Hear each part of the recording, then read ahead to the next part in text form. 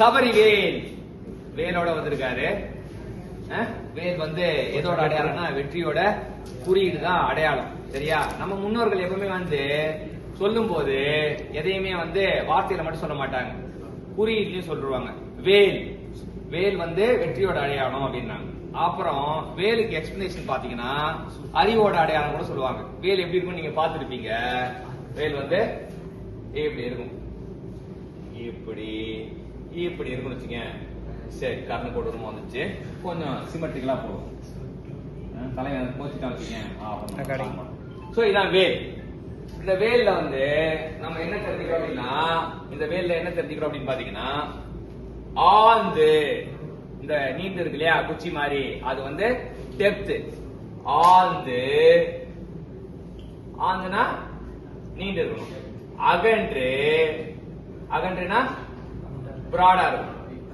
அறிவு உனக்கு அறிவு எப்படி இருக்கும்னா ஆழ்ந்து இருக்கணும், அகன்று இருக்கணும், அடுத்தது கூர்ந்து இருக்கணும். உன் அறிவு இப்படிதான் நீ வச்சுக்கணும் அப்படின்னாங்க. அதுதான் வேலோட அடையாளம். சபரி வேல் வந்ததுனால நம்ம வேலுக்கான அடையாளம் தெரிஞ்சுக்கிட்டோம். இப்ப இண்டஸ்ட்ரி கான்செப்ட் ஒன்று பார்ப்போம். அடுத்த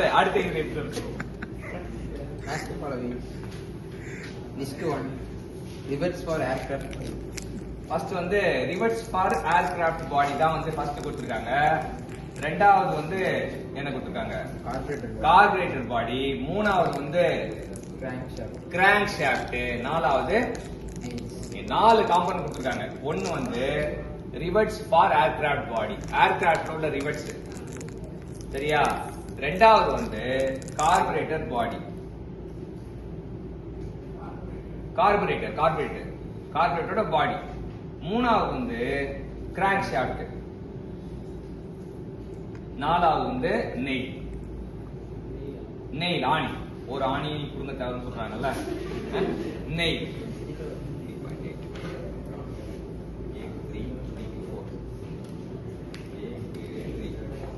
அப்ப ரிவர்ஸ் வந்து எதாவது செய்யப்படும் அப்படின்னா அலுமினியம் அலாய்.